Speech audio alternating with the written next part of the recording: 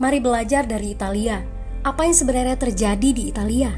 Apa yang bisa kita jadikan contoh agar tidak terjadi di Indonesia? Kreatif konten ini berasal dari artikel warga Italia, dipersingkat dan dilengkapi data agar lebih mudah dipahami. Tahap 1. Kasus pertama diumumkan. Itu cuma flu. Apa pentingnya pakai masker? Orang-orang ini cuma lebay. Saya kan sehat, gak bakal ketularan. Gak usah panik lah. Tahap 2. Jumlah positif COVID-19 mulai naik signifikan. Cuma beberapa yang kena. Yang meninggal pun hanya orang-orang tua saja yang emang udah punya penyakit. Hidup seperti biasa aja lah. Pacaran, nongkrong bareng temen, jalan-jalan ke mall, tetep lanjut. Tahap ketiga, jumlah kasus meningkat dengan cepat, berlipat ganda dalam 1 hari.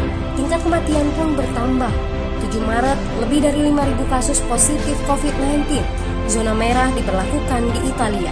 Wilayah yang dikarantina hampir 25% dari luas Italia. Sekolah dan universitas tutup, tapi tempat kerja, bar, dan restoran masih buka. Sementara itu, 75% wilayah lain masih menganggap enteng COVID-19. Anjuran mencuci tangan ada di mana-mana, tapi sekadar anjuran dan tak banyak yang melakukan. Tahap 4. Jumlah kasus meningkat pesat. Sekolah dan universitas ditutup selama sebulan. Darurat nasional pun diberlakukan. Rumah sakit menambah kapasitas, seluruh kamar dibersihkan untuk memberi ruang bagi pasien COVID-19. Tapi tak ada cukup dokter dan perawat. Ada terlalu banyak kasus pneumonia, terlalu banyak pasien perlu ICU, tapi ruangannya sudah habis, ventilator habis. Pada titik ini seperti kondisi dalam perang. Dokter harus memilih siapa yang akan diobati berdasarkan peluang bertahan hidup. Itu berarti pasien lanjut usia dan punya penyakit bawaan seperti hipertensi, diabetes, stroke tidak masuk prioritas karena tidak ada lagi ruang. Sistem layanan kesehatan seketika runtuh. Tahap 5. 9 Maret mencapai lebih dari 9.000 kasus. Seluruh kota Italia lockdown. Orang-orang bisa pergi hanya untuk keperluan darurat dan dalam pengawasan ketat. Semua bisnis masih dibuka karena jika tidak, ekonomi akan runtuh. Itu kebijakan pemerintah.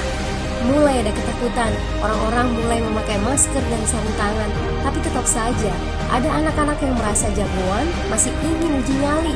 Pergi ke restoran rame-rame, hangout bareng, minum-minum dan lain sebagainya. Tahap 6. 2 hari kemudian pemerintah Italia berubah pikiran. Semua bisnis harus tutup. Bar, restoran, pusat perbelanjaan, semua jenis toko, kecuali supermarket dan apotek. Penyebabnya, karena dalam sehari yang positif bertambah lebih dari 2.000 kasus. Penduduk yang mau keluar rumah harus mendapat surat izin. Surat izin ini didapatkan dari pos pemeriksaan polisi yang disebar di berbagai lingkungan. Yang melanggar bisa kena denda 3,3 juta rupiah. Bagi pasien positif yang tidak mau mengkarantina diri, bakal dituntut dengan pasal pembunuhan, hukuman 1-12 tahun penjara. 21 Maret jumlah korban meninggal di Italia terus meningkat melampaui Cina. Sebagai gambaran, luas Italia itu kurang lebih 2 kali Pulau Jawa. Penduduknya lebih dari 60 juta jiwa. Lalu apa yang harus kita pelajari dari Italia? Yuk, mulai dari diri sendiri, mulai dari di rumah aja. Jaga kebersihan lalu isolasi diri dan keluarga. Tidak keluar rumah kecuali sangat penting. Ini saatnya memulai solidaritas. Yang mampu harus mulai membantu yang tidak mampu.